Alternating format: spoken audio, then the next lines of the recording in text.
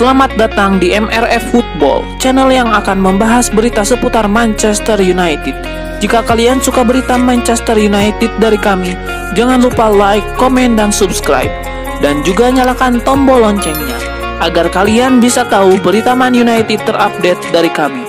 Terima kasih, Glory Glory Manchester United.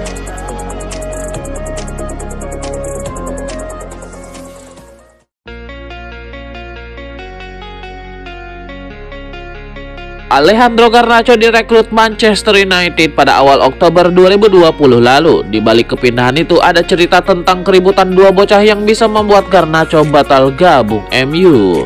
United beruntung bisa mendapatkan jasa Garnacho tanpa perlu membayar mahal untuk transfernya.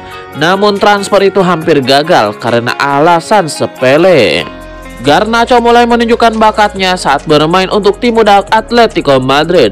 Kepala Akademi Manchester United, Nick Cox, mengetahui talenta Garnacho dan punya keinginan besar untuk membawanya ke Old Trafford. Nick Cox tidak bisa bertemu langsung dengan Garnacho, agen maupun keluarganya, karena kendala COVID-19. Semua proses komunikasi dilakukan lewat sambungan video. Nah, pada proses itu negosiasi hampir batal.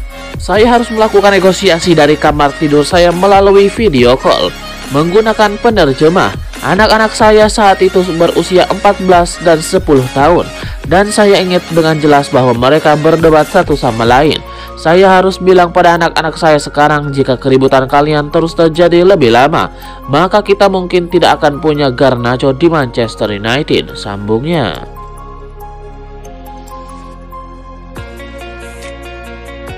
Legenda Manchester United Dwight Yorke menyarankan kepada Erik ten Hag untuk berbicara dari hati ke hati dengan Marcus Rashford agar ia tidak kembali ke luar jalur. Menurut Dwight Yorke, kelakuan Marcus Rashford jelas mengkhawatirkan karena bisa mempengaruhi penampilan Manchester United. Erik ten Hag lantas disebutnya harus berusaha untuk mencegah hal serupa terulang di masa depan. Caranya, Dwight Yorke meminta Erik ten Hag untuk berbicara langsung dari hati ke hati dengan Marcus Rashford. Legenda MU lainnya Dimitar Berbatov menyarankan kritikan kepada Marcus Rashford. Ia menyebut Rashford telah bertindak tidak profesional.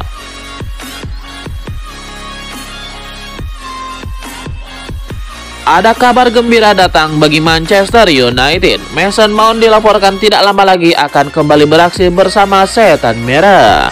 Dilansir Inside United, fans MU bisa segera menonton aksi Mason Mount. Sang pemain diproyeksikan comeback dalam waktu dekat ini. Menurut laporan tersebut, kondisi Mason Mount saat ini sudah semakin membaik. Sang playmaker sudah hampir menyelesaikan sesi latihan individu. Ia tidak lama lagi akan bergabung dengan aktivitas latihan tim utama Manchester United. Jika Mason Mount bisa mengikuti sesi latihan tersebut dengan baik, maka ia akan segera dijadwalkan comeback di tim utama MU. Menurut laporan itu, Mason Mount berpotensi comeback di tengah bulan ini. Namun kapan ia comeback akan sangat dipengaruhi oleh kondisinya. Erik ten Hag ingin sang playmaker benar-benar fit sebelum tampil di tim utama MU. Jika tidak ada halangan, ia bisa kembali bermain di tim utama MU sekitar 1-2 pekan lagi.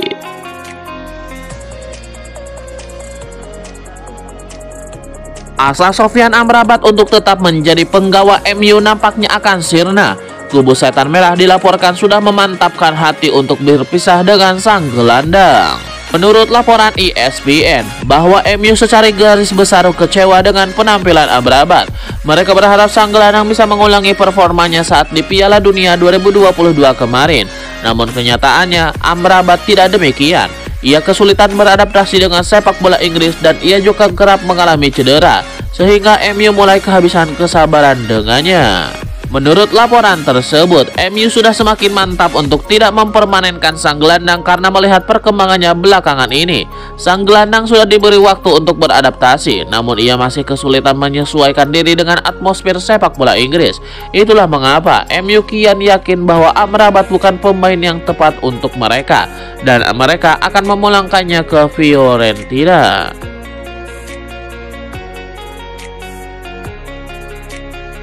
Asa Manchester United untuk mendatangkan Leny Yoro di musim panas nanti menemui kendala baru. Real Madrid memutuskan terjun dalam perburuan sang bek. Marca melaporkan bahwa MU punya pesaing berat untuk jasa bek 18 tahun tersebut karena Real Madrid juga meminati jasa Yoro. Di musim ini Real Madrid memiliki stok bek tengah terbatas, sehingga ketika badai cedera menghantam mereka kerap keteteran. Itulah mengapa Ancelotti ingin menambah amunisi di sektor tersebut dan ia yakin Leny Yoro bisa menjadi pilar lini pertahanan Real Madrid di masa depan. Laporan yang sama mengklaim bahwa Real Madrid tidak sekedar berwacana untuk merekrut Leny Yoro.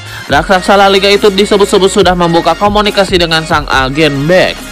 Mereka sudah menyatakan ketertarikan mereka untuk merekrut sang bek. Proses pembicaraan masih di tahap awal, namun Real Madrid cukup optimistis bisa mengamankan jasa sang bek meski kontraknya sudah menipis. Los Lille dikabarkan akan membandrolnya di kisaran 60 juta euro di musim panas nanti.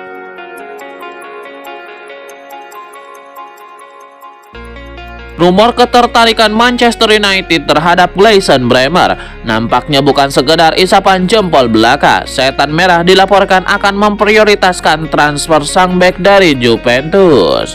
Calcio Mercato melaporkan bahwa MU benar-benar serius ingin meminang Bremer. Mereka akan menjadikan sang bek sebagai target utama mereka. Erik ten Hag menilai Bremer adalah kandidat yang pas untuk timnya karena sang bek punya kemampuan di atas rata-rata dan juga konsistensi permainan yang bagus. Usianya juga masih berusia 26 tahun, jadi ia bisa mengabdi dalam jangka waktu yang panjang di Old Trafford. Laporan yang sama juga mengklaim bahwa kans MU untuk merekrut Bremer di musim panas nanti juga cukup terbuka. Ini disebabkan tim asal Turin itu lagi mengalami masalah keuangan, sehingga mereka terpaksa untuk menjual beberapa aset mereka. Bremer dikabarkan jadi salah satu pemain yang siap mereka jual, jadi mereka akan menunggu tawaran resmi dari MU. Bremer dikabarkan hanya akan dilepas di kisaran 70 juta euro di musim panas nanti.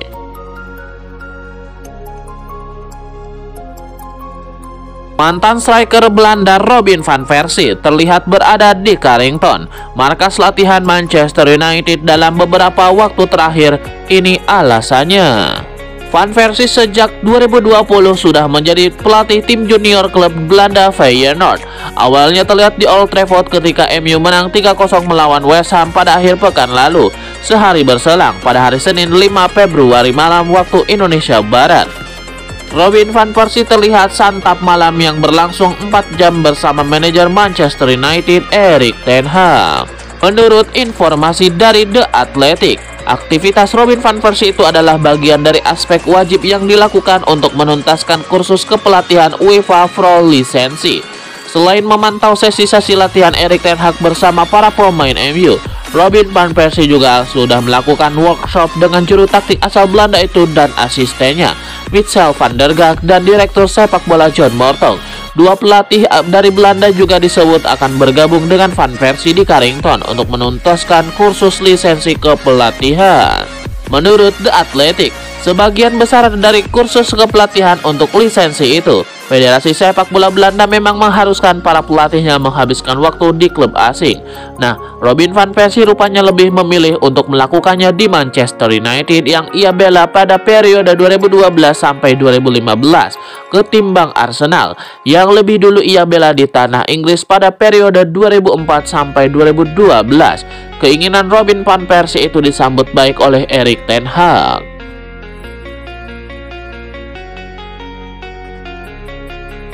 Klub Liga Inggris Manchester United dilaporkan mulai menyusun rencana belanja mereka di musim panas nanti. Setan Merah dilaporkan akan mencoba merekrut Kevin Thuram dari OGC Nice.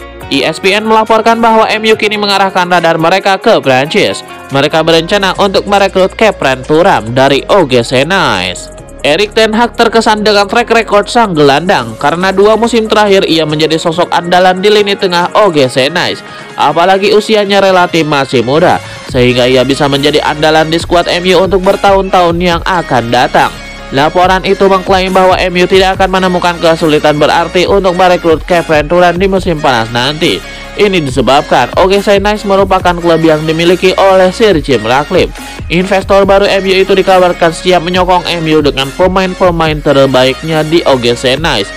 Jadi jika Ten Hag benar-benar serius, maka transfer Kevin Durant ke Old Trafford bakal dengan mudah jadi kenyataan.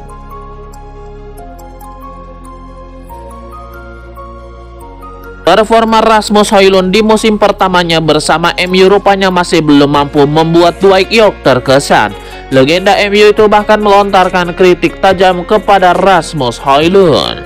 Terlepas dari penampilan apiknya belakangan ini, Højlund ternyata masih tidak bisa luput dari kritik.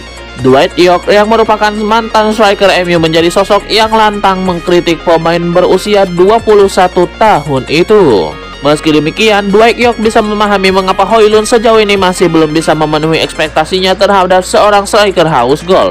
Yorke menilai buruknya dukungan dari rekan setimlah yang menjadi penyebabnya.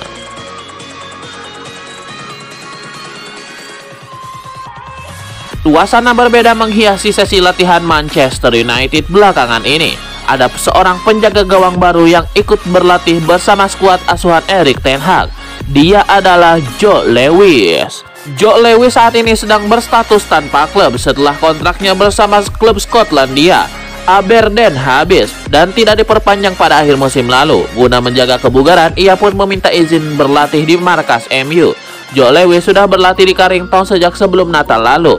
Pemain 36 tahun tersebut mengikuti sesi latihan di tim Manchester United U21 asuhan Travis Binion yang berkompetisi di Premier League 2. Kini seperti dilansir Manchester Evening News, keterlibatan Joe Lewis dalam sesi latihan MU terus berlanjut hingga saat ini. Bahkan kini ia diberikan izin boleh mengikuti sesi latihan tim utama MU asuhan Erik ten Hag. Meski demikian, MU diklaim tidak memiliki niat untuk mengontrak Lewis. Meski pos kiper mereka musim ini banyak disorot menyusul performa jauh dari kata meyakinkan yang ditunjukkan Andre Onana, Lewis diikutkan ke sesi latihan tim utama MU karena memang butuh sosok kiper ekstra.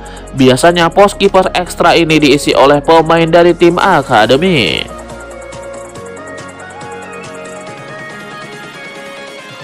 Manchester United kembali harus kehilangan bek andalannya Lisandro Martinez yang divonis menepi beberapa pekan karena cedera.